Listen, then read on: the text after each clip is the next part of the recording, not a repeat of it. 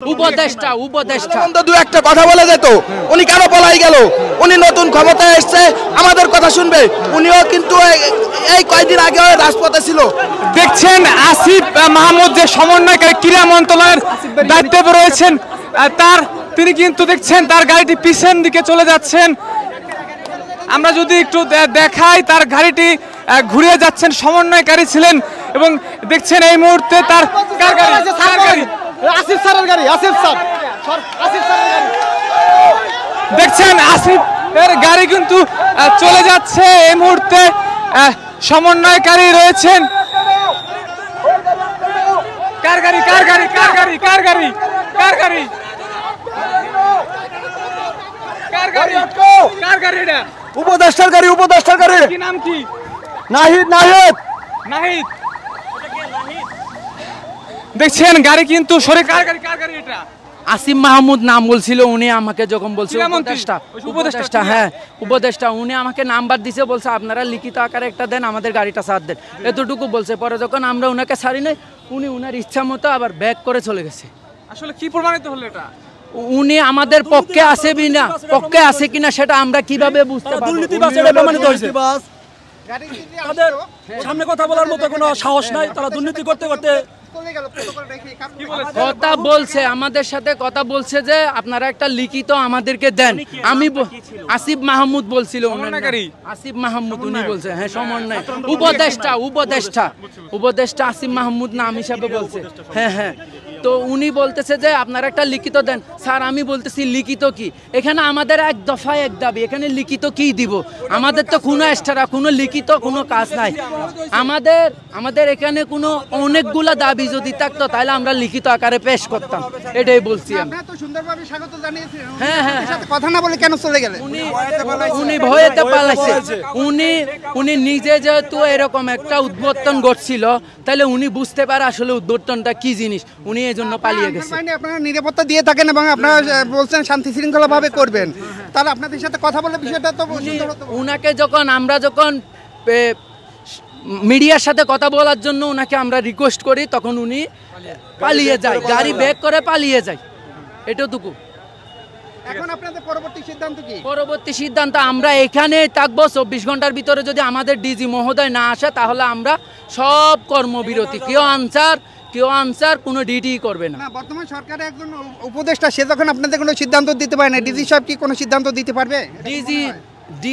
DG মহোদয় হচ্ছে আমাদের বাহিনীর প্রধান, উনাকে আমাদেরকে লাগবে, উনাকে সহ আমাদেরকে যে মন্ত্রণালয়ে যাওয়ার দরকার সেখানে যাইতে হবে, এটাই হচ্ছে মেন আমাদের। উনাকে ছাড়া আমরা কোনোভাবে রাজপথ থেকে যাব না। উনি সহ আমাদেরকে প্রধান উপদেষ্টার কাছে নিয়ে যাক বা স্বরাষ্ট্রমন্ত্রীর কাছে নিয়ে যাক বা তিন বাহিনী প্রধানের কাছে নিয়ে যাক, এটা আমরা উনাকেই সহ নিয়ে যাব। আচ্ছা, এখন আসিফ মাহমুদ যে আপনাদের সাথে কথা না বলে চলে গেল, আচ্ছা আপনার সাথে সমন্বয়ক আসিফ মাহমুদ কথা না বলে চলে গেল, এই বিষয়টা আপনারা কিভাবে দেখছেন সাধারণ আনসার বাহিনী হিসেবে? আমাদের পক্ষে উনারা নাই এখনো পর্যন্ত, এটাই আমি বুঝতে পারতেছি। উনি যদি একজন বিপ্লবী মানুষ হতো, একজন গণ উদ্বোধন থেকে উঠে আসা সে মানুষটা যদি আমাদের দুঃখ কষ্ট না বুঝে, তাহলে কি আসলে কি জাতির জন্য, ওরা কি আসলেই জাতির জন্য করছিল নাকি নিজের জন্য করছিল? এখানে আমার প্রশ্নটা।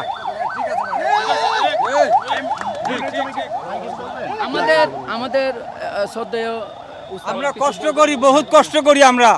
আমাদের চাকরি আছে 10 বছর, আমাদের কোনো পেনশন নাই। বাড়িতে গেলে আমরা খালিয়াতে যেতে হবে। আমরা 2006 সালে চাকরি করি, আমাদের খালি জ্বালা যন্ত্রণা করতে আমরা অসহ্য হয়ে গেছে। আমাদের পোলাপান লেখাপড়া করতে পারি না, বাবা মা ঠিক মতো খাতে দিতে পারি না, ওষুধপাতি কিনতে পারি না, আমাদের কোনো ব্যবস্থা নাই।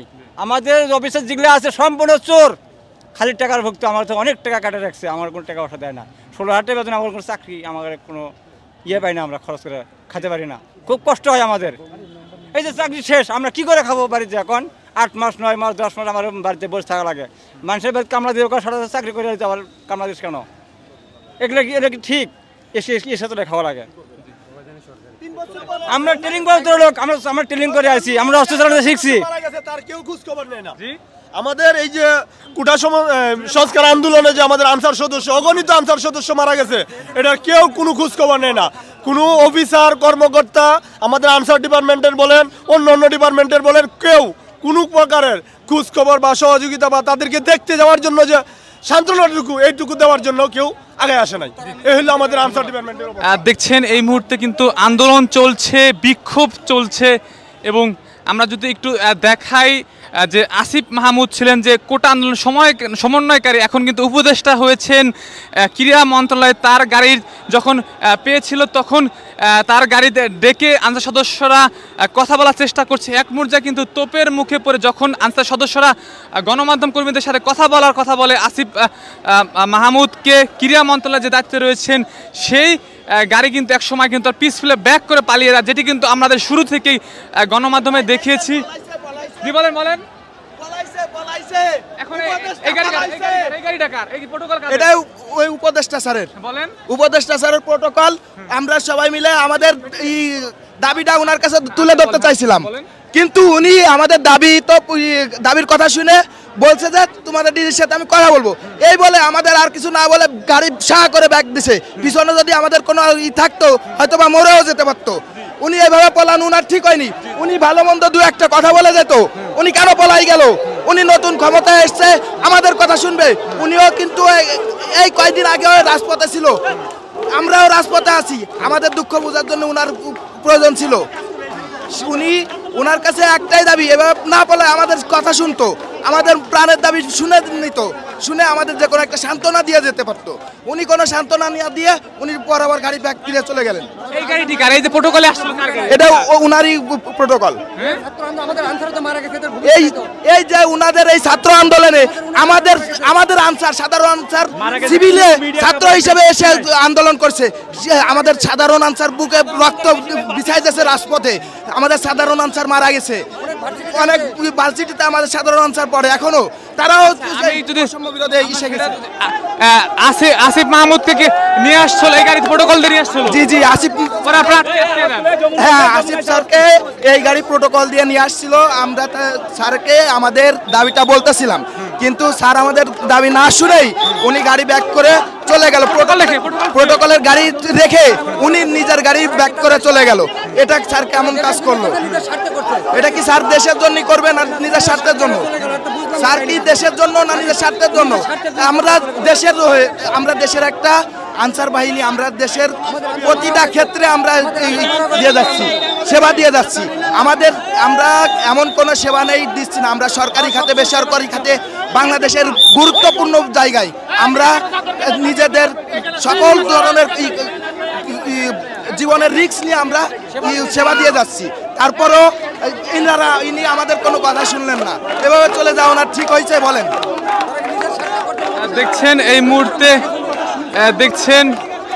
এই মুহূর্তে কিন্তু আনসারের যে আসিফ মাহমুদের যে গাড়িটি ছিল সেই গাড়ির যে প্রটোকল, সেই প্রটোকলটা দেখছেন এই মুহূর্তে আটকিয়ে রয়েছে এবং তাদের কিন্তু এখন পর্যন্ত ছাড়েনি। আমরা যদি দেখাই এই মুহূর্তে দেখছেন,